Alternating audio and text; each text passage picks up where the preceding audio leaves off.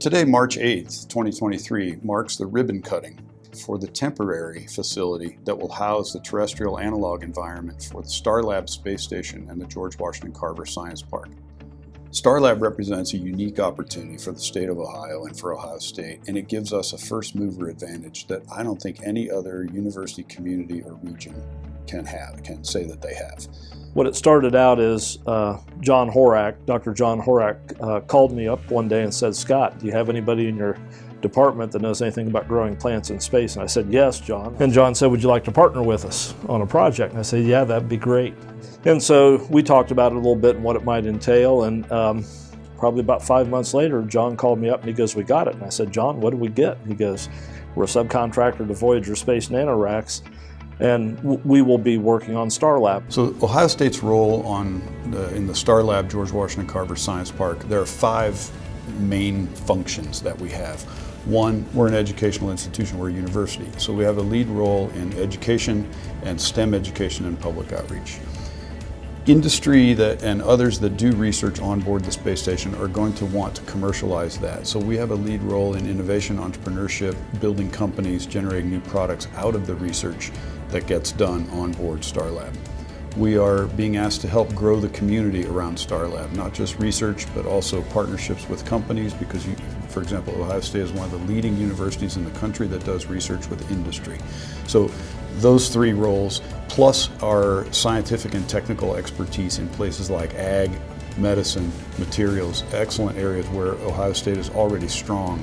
We're lending those and offering those to help grow the research that goes on board. Those were the first 4 things that came to Ohio State in December of 2021 when NASA made the award to Voyager Nanoracks. The next thing that happened was then we worked with Voyager Nanoracks, we being the state of Ohio, the governor's office, Jobs Ohio, One Columbus, Ohio State University, the president of the university, executive vice president for research, One Columbus, all of our economic development partners, to say, look, we have the opportunity to actually implant a 60-year or 70-year economic development activity here at Ohio State that will not only benefit the university, of course, but the state and the region. And that is to host the entire terrestrial analog facility for the Starlab space station. We had to write a competitive proposal that was led out of our economic development partners. Ohio State obviously played a huge role. We competed against other well-known space centers in the United States, geographical space centers, and at the end of the day, Ohio was chosen as the winner. That's the 5th piece of the puzzle, probably the largest and most exciting, and one that touches perhaps every dimension of the university, but also is a state of Ohio growth economic development activity in which the university not only plays a role, but will benefit across teaching, education, research, service, and all of our land-grant mission. The terrestrial analog facility, the best way to think of that is it's a ground-based facility that whatever is on orbit, there is a replication of that, if you will, here on Earth. So the ultimate goal in the next 3 years will be to utilize this lab as a fully functional ground lab in relation to space station research. That means having all of the equivalent payload racks, hardware facilities, and apparatus that we can test experiments identically to the conditions they will have on the space station.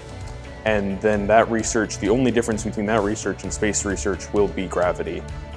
Students, I want this to be an opportunity to be in a professional industry lab when it comes to space flight, to be able to do experiments, build their resume, build their experience level on spaceflight research and with spaceflight companies.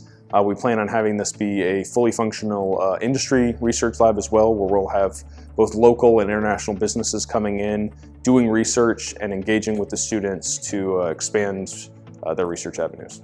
Starlab opening that's happening, I will get to present my capstone for FABE, which focuses on designing a fully automated plant sampling system for the International Space Station.